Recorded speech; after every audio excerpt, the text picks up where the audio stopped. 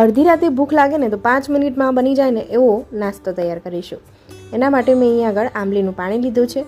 અહીંયા એક ટામેટું લઈ લીધું છે, ઝીણું સમારીને. ગોળ લીધો છે 2 થી 3 ચમચી કે તમે ટેબલ સ્પૂન કહી શકો. અડધું લીંબુ લીધું છે અને 2 લીલા મરચાંને મેં કટિંગ કરીને લીધે છે. એક મીડિયમ સાઇઝની ડુંગળીને ઝીણી સમારીને લીધી છે.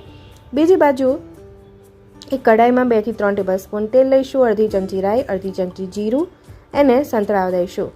હિંગ નાખીશું જેથી આપણને આ નાસ્તો વાયડો ન પડે. 2 જે મરચાં મેં અહીંયા સમારીને લીધા હતા એ એડ કરી દઈશું અને પછી ડુંગળી એડ કરીશું અને બરાબર સરસ એવું સાંતળી લેવાનું છે. ડુંગળી થોડીક પોચી થાય ને પછી આપણે આગળની પ્રોસેસ કરીશું. એના માટે જે આપણે આંબલીનું પાણી તૈયાર કર્યું હતું ને એની અંદર એડ કરી દેવાનું છે. પછી ગોળ એડ કરી દઈશું અને ગોળ જેવો ઓગળે ને અને થોડોક ઉભરો આવે એટલે પછી આપણે એમાં હળદર નાખીશું અને 5 ચમચી હળદર, 5 ચમચી લાલ મરચું નાખીશું. તીખું ભાવે તો વધારે એડ કરવાનું. સ્વાદ મુજબ મીઠું એડ કરવાનું છે અને સરસ એવું મિક્સ કરી લેવાનું છે.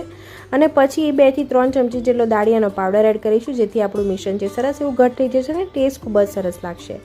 અને હવે ગેસ બંધ કરી દઈશું અને અમે અહીંયા આગળ થોડુંક એવું સૂપી રાખ્યું છે. જો તમને ડ્રાય ભાવે ને તો તમે આનાથી પણ વધારે થોડુંક એવું જે પાણીનો ભાગ છે બાળી શકો છો.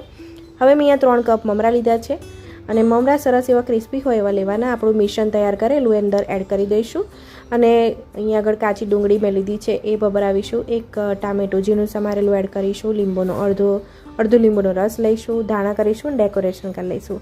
બધું સરસ મિક્સ કરી લઈશું અને દેખાવમાં પણ એવું સરસ કલરફુલ દેખાશે. 2 થી 3 ચમચી ફરીથી દાળિયાનો પાવડર એડ કરીને મિક્સ કરી લઈશું અને તૈયાર છે આપણો આ નાસ્તો. ખૂબ જ સરસ છે. આ ભેળ નથી, એને ગીરમીટ કહેવાય છે. તમે એકવાર ચોક્કસ ટ્રાય કરજો. આવજો.